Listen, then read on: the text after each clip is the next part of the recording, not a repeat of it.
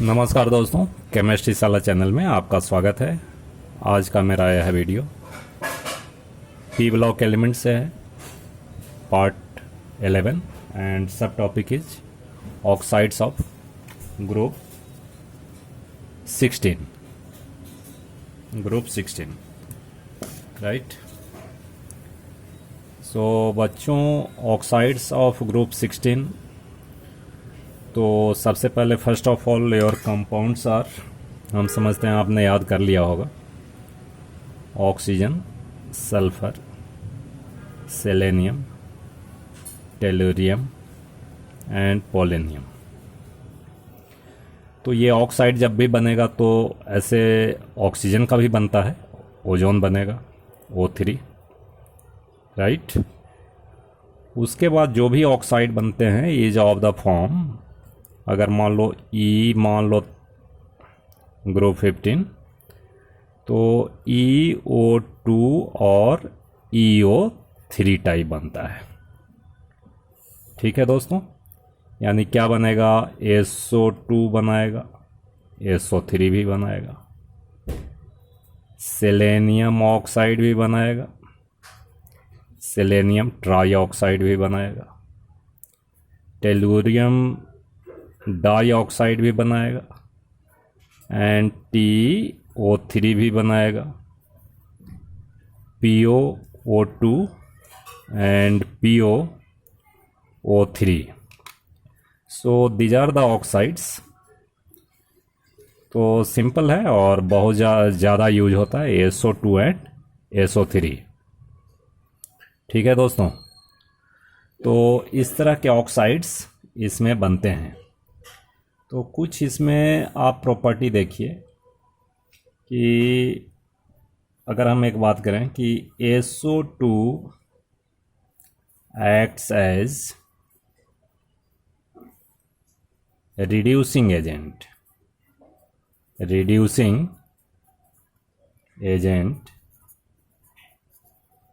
whereas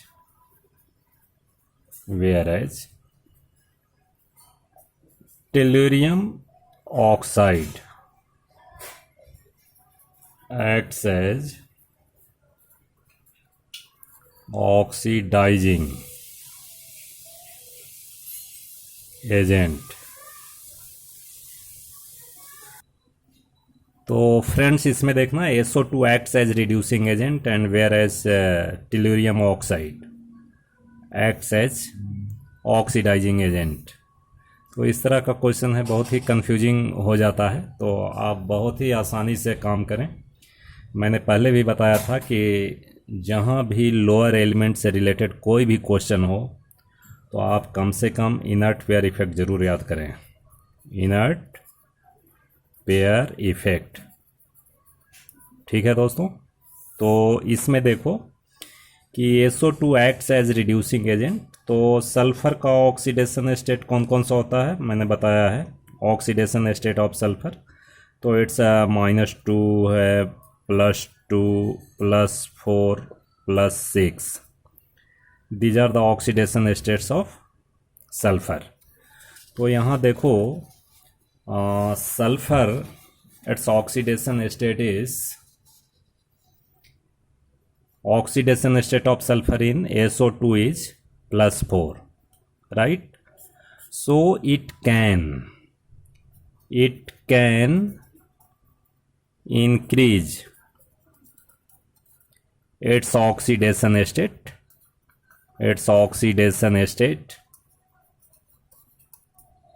from +4 to 6। तो +4 to 6 होगा, that means sulphur goes on oxidation. तो जो ऑक्सीडेशन जिसका होता है वो क्या होता है, वो रिड्यूसिंग एजेंट होता है, hence it acts as reducing agent. बहुत ही आसान है। अब बताओ, अब टेलुरियम ऑक्साइड की बात आती है, अब इसमें वही लगेगा भाई, लगेगा कि नहीं। देखो टेलुरियम ऑक्साइड की अगर बात करें तो oxidation state of T is +4। तो देखिए इसमें इनर्ट पेयर इफेक्ट होगा, इनर्ट पेयर, चूंकि involvement of D and F orbitals are there. नहीं तो इन्वॉल्वमेंट अगर D एंड F का है तो स्क्रीनिंग इफेक्ट से lower oxidation state is more stable. तो हम लिख सकते हैं क्या कि due to inert pair effect its lower oxidation state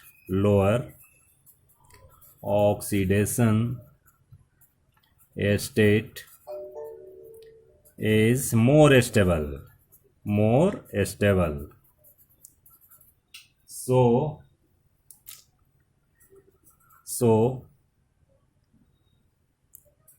it decreases its oxidation state. Its oxidation state from +4 to +2। अब +2 होगा भाई, तो +2 होगा, दैट मीन्स ऑक्सीडेशन हो रहा है या रिडक्शन हो रहा है, तो definitely it's a reduction. So tellurium goes on reduction, hence it acts as oxidizing agent। ठीक है दोस्तों, ये बात समझ आई? ठीक है, नेक्स्ट देखते हैं बच्चों। इस ग्रुप में ऑक्सीजन भी है, तो ऑक्सीजन भी बहुत सारे मेटल नॉन मेटल के साथ ऑक्साइड बनाएगा। तो आप प्रीवियस क्लास में आपको पता होना चाहिए कि non metallic oxides are acidic in nature. तो यहाँ हम लोग क्या डिस्कस कर रहे हैं, ऑक्सीजन के रेफरेंस में ऑक्साइड। तो देखो जैसे फर्स्ट है सल्फर है O2, ये sulphur dioxide it's nature is acidic, right, acidic oxide. How can you recognise the oxide is acidic? तो definitely it gives acid with water. अगर SO2 को आप ट्रीट करेंगे वाटर के साथ, sorry H2O, then you will get H2SO3 sulphurous acid. तो इसका मतलब ये एसिडिक ऑक्साइड है। वैसे ही बेसिक ऑक्साइड भी बनाएगा, जैसे एज फॉर एग्जांपल कैल्शियम है, calcium reacts with oxygen to form CaO। ये जो ऑक्साइड होगा ये बेसिक ऑक्साइड होगा। सोडियम के साथ भी बनेगा, बेसिक ऑक्साइड बनेगा। एंड ये बेसिक ऑक्साइड्स जो है ये क्विक लाइम है भाई, ये वाटर के साथ अगर आप ट्रीट करोगे तो ये बेस बनता है कैल्शियम हाइड्रोक्साइड, जिसको स्लैक्ट लाइम भी बोलेंगे। क्या बोलते हैं? Select lime. तो ये कैसा ऑक्साइड है? बेस है। ठीक है जी। अगर इसको it is capable to release OH minus ion, that's why it is base, right. अब इसके बाद देखिए मेटल नॉन मेटल की बात मैंने करा, तो कुछ जो मेटलॉयड है that having both properties metal and non metal, so amphoteric oxide is there. So oxides of aluminum are amphoteric in nature.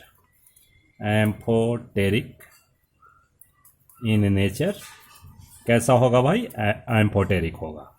As for example oxides of aluminium, oxides of aluminium. ठीक है दोस्तों, तो oxides of aluminium क्या होता है? Al2O3। अब ये amphoteric है, that means it reacts with acid से भी ये रिएक्ट करेगा जी, और ये बेस से भी रिएक्ट करेगा। Al2O3 ये बेस से भी रिएक्ट करेगा because it has both properties, acidic and basic, right. तो इसमें एक रिएक्शंस है जो बहुत ही इम्पॉर्टेंट भी है। मैंने ये रिएक्शन लिया है Al2O3 6HCl, इट्स एसिड से रिएक्ट करते हैं और ये कॉम्प्लेक्स बनाता है, तो रिएक्शन एसिड से हो रहा है। तो बताओ तो इसका नेचर कैसा होगा? बेसिक नेचर भी होगा, राइट। और ये acid. Similarly Al2O3 reacts with base also, this is your base,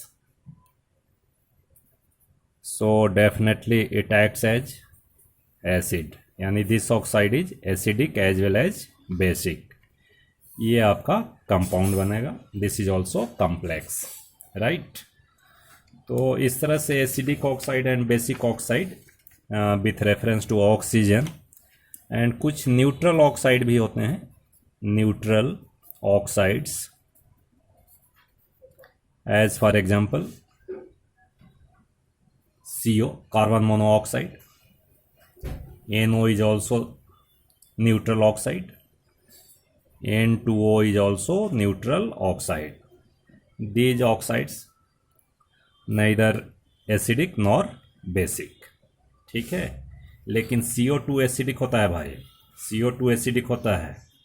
क्यों भाई? It reacts with water to form H2CO3, this is carbonic acid, carbonic acid जो आप कोल्ड ड्रिंक्स वगैरह में जो पीते हैं, कार्बोनेटेड वाटर जिसको बोलते हो, वो है, ठीक है। ये सारे रिएक्शन नहीं होंगे वाटर के साथ और ये प्रोड्यूस नहीं करता acid and base, so these are neutral oxides.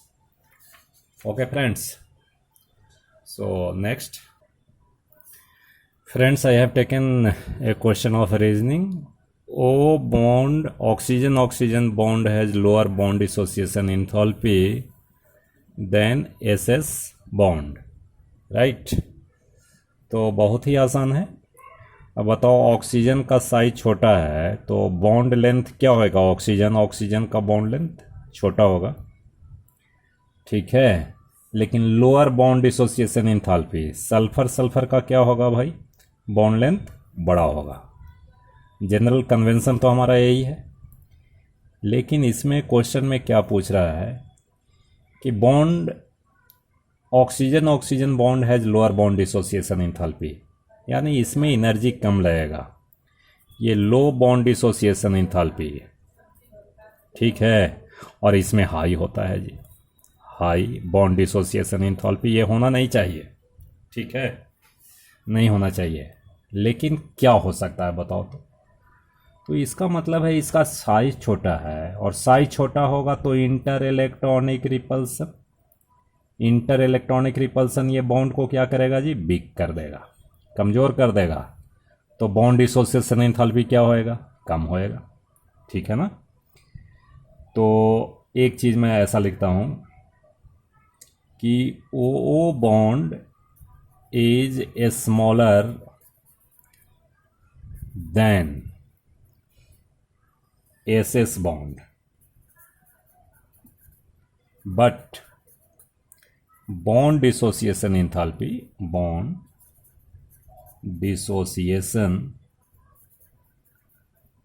enthalpy of oxygen bond is lower due to inter-electronic repulsion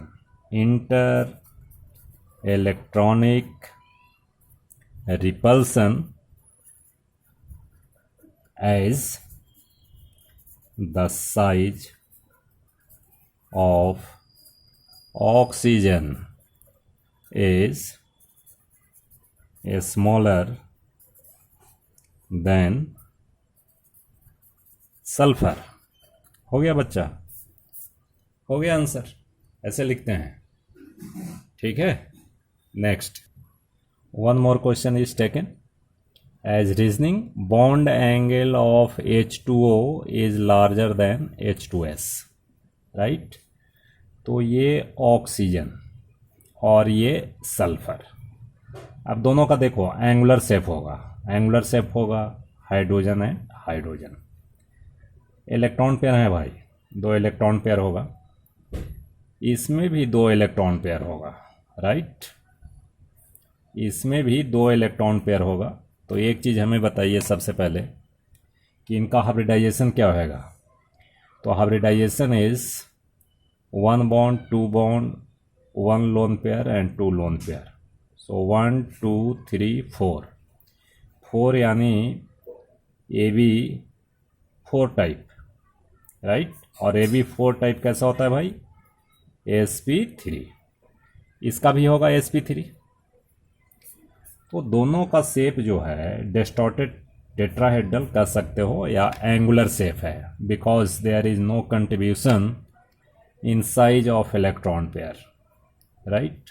कोई कंट्रीब्यूशन नहीं होता, तो शेप दोनों एंगुलर है। अब फ्रेंड्स हमें क्या देखना है कि ये डिस्टॉर्टेड टेट्राहेड्रल होगा तो इसका बॉन्ड एंगल, एक तो रीजनिंग क्वेश्चन ऐसा भी बनता है कि इसका बॉन्ड एंगल भाई 104.5 डिग्री होता है, जबकि ये टेट्राहेड्रल एंगल होना चाहिए 109.5 होना चाहिए। तो it is due to repulsion between electron pair and electron pair, and then electron pair bond pair repulsion decreases the bond angle by 104.5 degree. But here question is different, bond angle of H2O is larger than H2S। अब इसमें देखो, इसमें दूसरा concept आ जाएगा।